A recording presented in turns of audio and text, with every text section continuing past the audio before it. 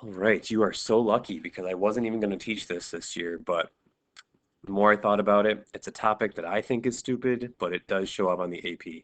So it's a little tricky. It's not a long video, but it's a good idea for you to take notes on this and maybe just have this note sheet on the bottom of your stack of papers when you're taking the AP, just in case something like this shows up. So it says write the integral from 7 to 12 of ln of x as a right Riemann sum. Okay, so I think you all know that technically the definition of an integral is the limit of all of the areas of rectangles, those boxes. And we talked about this originally. So this limit piece right here,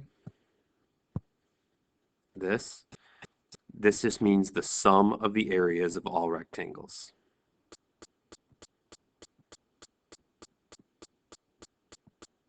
And that's what you should think of when you see a Riemann sum. And they could be right Riemann sums, they could be left Riemann sums, doesn't really matter. But if I have a function like f of x, I'm looking at the area between a and b, we always said that I could estimate that by taking the area of rectangles between a and b. So this distance here is called delta x. So this right here is like the width of all those rectangles. And f of different x values, this is like a left Riemann sum, is this distance here, the height of all the rectangles. So this would be the height of the rectangles, and it's dependent on the function f. That's why it's f of a certain x value. So it's height times width, base times height, whatever you want to think of it as. Okay, so let me draw another picture and kind of explain it to you a different way. So here is a random graph. Let's say this is A, and let's say this is B, and this is f of x. Okay, now let's just say let's do a right Riemann sum here. So if I do a right Riemann sum, here's a box, hits the right endpoint, so that's an overestimate there. Here's my next box, hitting at the right endpoint, a little bit of an underestimate. Here's my next box, that'd be an underestimate. Here's my next box. And eventually, I'll take a set number of boxes, but eventually I'll get to B, this endpoint over here, which will be this last box. I don't know how many are in the middle. I'm trying to do this in general. Okay, so if this is A and this is B, and I'm counting the right endpoints, well, this is endpoint 1. I'll call that x sub 1. This is endpoint 2, x sub 2, x sub 3, etc. And eventually this B is x sub n being the number of boxes I have. Okay, so assuming that all of these boxes have the same width, delta x would be this entire distance, b minus a, divided by the number of boxes we have. So we'll say we have n boxes. N is always number of boxes. Okay, now here's where it gets a little confusing. You can see where this comes from. This means the sum of delta x times f of x1 plus delta x times f of x2. You can see how this up here would mean what I'm showing you, the sum of the areas of all these boxes. But I want to look at these x1s a little bit differently. So I'm starting from A, and I'm going 1 b minus a over n, 1 width over. So x1 I could think of as a plus b minus a over n times 1. All right, similarly, I could think of x2 as starting from A, how many of those delta x's, how many of those widths did I go to get to x2? I went 2. So it'd be plus b minus a over n times 2.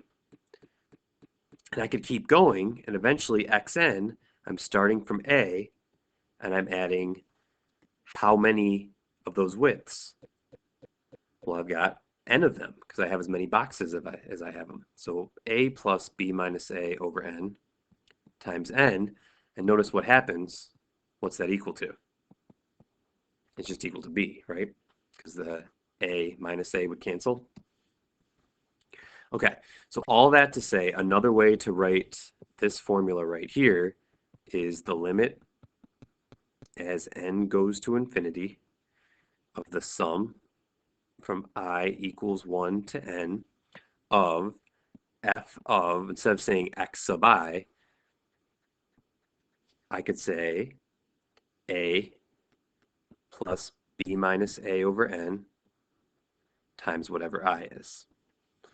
So if this is box 1, it's 1 width. If it's box 2, I is 2, it's 2 widths.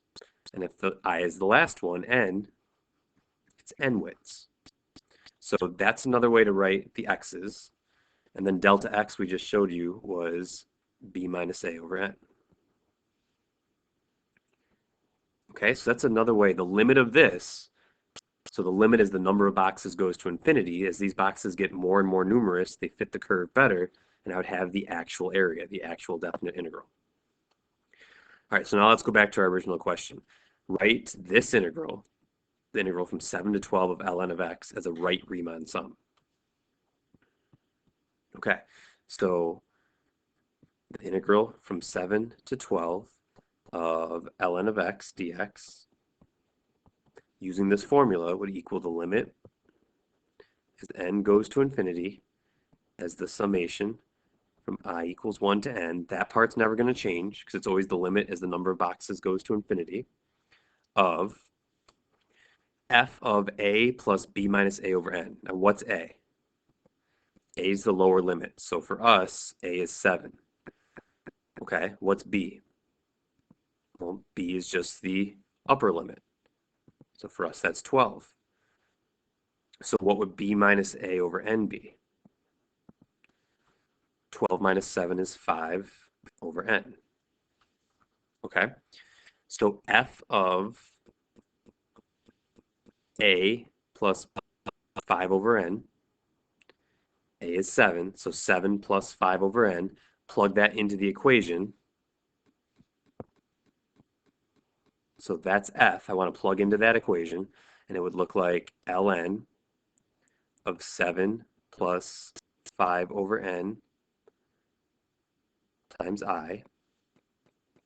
So I'm literally taking the function, plugging all of this into it. So I plugged it in for x there. That's why it looks like that. And then times this piece on the end over here, times b minus a over n, so times 5 over n. And that's your answer. Weird, right?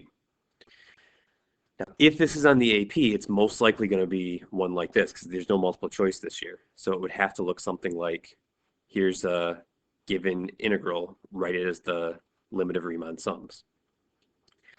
A lot of times it shows up in multiple choice, and this one's good practice too. Choose the integral that is the limit of the Riemann sum. So basically, we need to write all of these as this Riemann sum. Now, for this one, for A and B, or A and C, my A value is 2, my B value is 5, and my delta x would be B minus A, which is 3 over n. Okay? So if I'm going to write that as a Riemann sum, it'd be the limit as n goes to infinity of the summation from I equals 1 to n. Again, that's always the same, so I can set that up before I even think about anything. I'm writing it as the right Riemann sum. It's the limit as the number of boxes goes to infinity. So it's 1 to n. The first thing I do, if I follow this formula, it's the function evaluated at a plus b minus a over n times I. So here a is 2. There's my function. So it's going to be 2 plus 3 over n I plus 2 squared. That's the function evaluated at a plus b minus a over ni. The plus 2 is still there. Times b minus a over n, which is 3 over n. Now that's not our answer because you can see this is going to give us 4 plus 3 over n. Now they use k instead of i's, but you get the right idea, right? This is 3 over n here. This is 3k over n is the same as 3 over ni. But we have an extra 2. So this one's out. What about this one?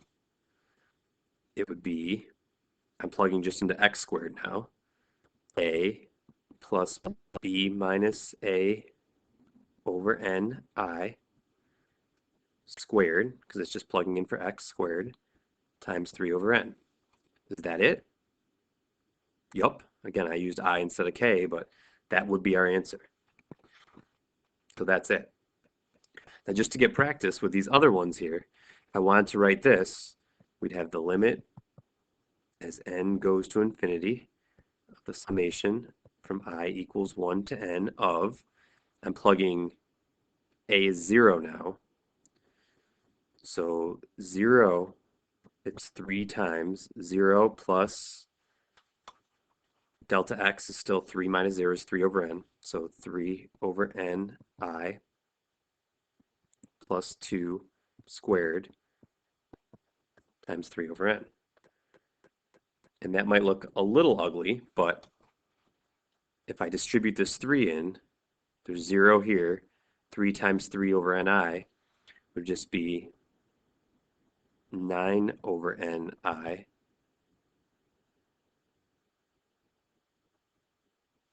Oh, and I forgot the squared. No, I didn't. It's right there. Plus 2 squared times 3 over n. That obviously doesn't match. And this last one would be the limit as n goes to infinity of the summation from I equals 1 to n of, I'm plugging into x squared, a, which is 0, plus b minus a, 3 over ni squared times 3 over n. And the 0 doesn't really matter here, so this is the limit as n goes to infinity of the summation from I equals 1 to n. This would be 9 over n squared I squared times 3 over n. All right, so again, I know this is weird. I know it probably seems crazy. I hope it doesn't come up. But in case it does, at least have this sheet out, and this formula and these examples can maybe help you answer it. All right, last thing I want to do is one more accumulation problem. The graph of the function f shown above consists of 6 line segments. Let g be the function defined by g of x equals the integral from 0 to x of f of t dt. So a little bit different spin than what you're used to. They're giving you the graph of f, but they're asking everything about g. G is the integral of f. So if I wanted to know anything about g, and that's the integral of f, what does integral mean when I'm looking at f? The integral of f, the antiderivative of f, is the area. What would g prime be? This is fundamental theorem of calculus. If you take the derivative of an integral, what do you get? Right, you just plug this little x in. So g prime is f of x, which is the graph. So g prime is the graph. And that means g double prime, if I took the derivative of the graph, what would I have to be looking at? Well, the derivative means slope. So g double prime, I'd be looking at slope. Okay, so part A, find g of 4, g prime of 4, and g double prime of 4. Okay, so first off, g of 4. If I plug that right into the formula, it's the integral from 0 to 4 of f of t dt. And again, if I'm looking at the integral from 0 to 4, I'm looking at this negative area and all of this positive area. And if you don't remember the area of a trapezoid, you can always cut this up into a triangle times a triangle. Now, if you look at this, what's going to happen to these two triangles? This is going to be negative area. That's going to be positive area. And what's going to happen to it? It's going to cancel out. So all I've got left is this section, base times height, 1 times 2, plus 1/2 base times height. So 1/2, 1 times 2. So that's 2 plus 1. So that looks like that's going to be 3. So g, which is the integral of the graph, I look at the area. Next up, g prime of 4. This is the easy one. G prime of 4, we just said g prime is f.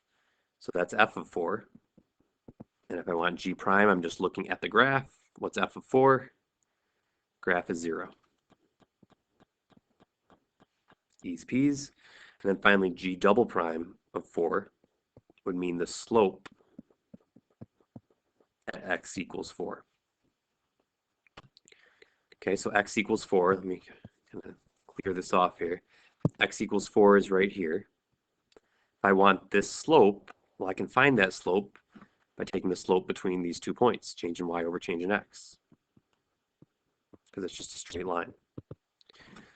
So -2 minus 2 over 5 minus 3, which is -4 over 2. So g double prime of 4 is -2. All right, so A isn't bad if you know this. B, does G have a relative min, a relative max, or neither at x equals 1? Justify your answer. Okay, so in order to have a relative min or relative max, what has to be true? Well, G has a relative min or relative max. We need G prime to equal 0. So first, does G prime even equal 0 at x equals 1? Well, let's check. G prime is the graph, and at x equals 1, yes, it does equal 0. So yes. So now if we want to check if it's a min or a max, I would normally do a number line test. So here's G prime and here's 1. Before 1, G prime is negative because it's below the x-axis. After 1, G prime is positive because the graph is above the x-axis. So if it goes negative to positive, that is a min. So it did say justify. Remember, when it says justify on the AP, you have to say because. Because why? It's a relative min because G prime, which is f, changes from negative to positive.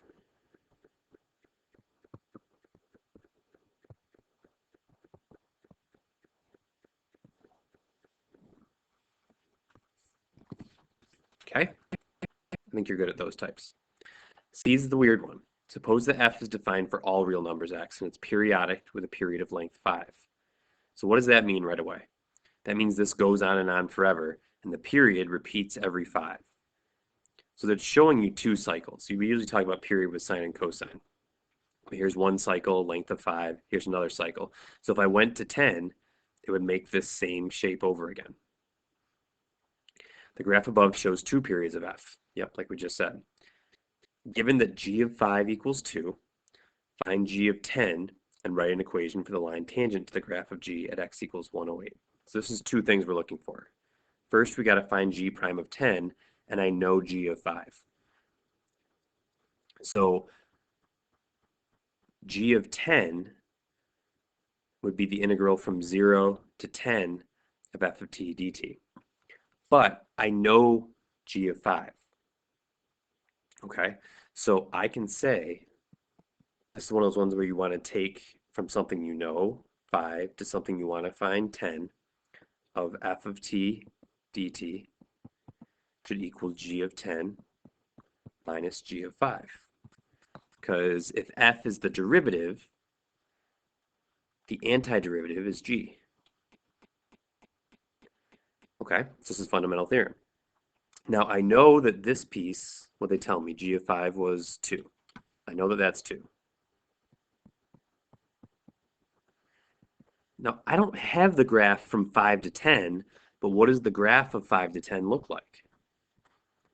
Well, it looks exactly like this.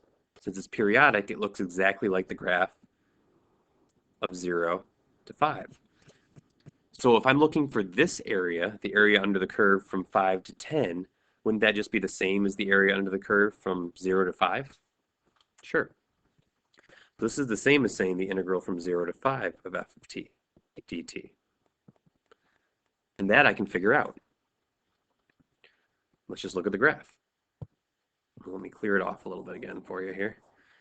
So I want the integral, or the area, from here to here. So remember, that positive area and that negative area will cancel each other out. Same with that positive area and that negative area. So all I've got is this right here. What's the area of that? Base times height, 1 times 2. So that's 2. So 2 equals g of 10 minus 2. So g of 10 has to be 4. Okay. You kind of know you did a question right if you used all the information. We know it's periodic. We know the length is 5.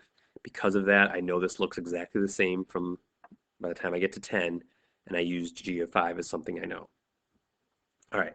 Now the second part of this says write an equation for the line tangent to the graph of g at x equals 108. Now when it says tangent line, what do I think? I think my goal is to do y minus y1 equals m times x minus x1. I need the slope, so I need g prime of 108, and I need a point. I know the x value is 108, but I need the y value. Well, we said that g prime is the graph, f. So g prime of 108 is f of 108. Now, I don't want to go all the way out to 108. That'd be pretty difficult to do, right? But I know it's going to repeat. So 0's at -2. 5's at -2. What's the next one at -2 going to be? 10. And then 15. And then 20. So if I'm looking at 108, well, I know every 0 or 5, because it repeats every 5, is going to be at -2. So if I'm at -2 at 105, because that's the closest one to 108, then 3 after that, 1, 2, 3, I'm going to be right here. So the function f, the graph, at 108 is going to be the same as this spot, because it's 3 past one of those 5s. So it's 2. So I know that this is 2. Okay, now how do I get this? Well, this would be the y value would equal the integral from 0 to 108 of f of t dt. Again, use the fact that it's periodic. Think what that would look like. 0 to 105 would be how many of these pictures? Well, 0 to 100, since it repeats every 5, 0 to 100 is 20 of these. So 0 to 105 would be 21 of these pictures. And we know each of those pictures, the area comes out to be 2. So to 105, I have 2 times 21. 21 of those cycles, each having an area of 2. Plus, I've got to go from 105 to 108. Well, that'd be from here, the start of a cycle, over to here. So I want this area, and this area. What's that going to equal? Also 2, because this is going to cancel out. I'm going to be left with this 2 section. So plus a number of 2. So that's 42 plus 2 is 44. Putting that all together, we have y minus 44 equals 2 times x minus 108. And there's my tangent line. Okay, so there's one more free response practice question. As usual, 2 fairly straightforward questions, 1 that you can understand, but you got to do some thinking outside the box. Good.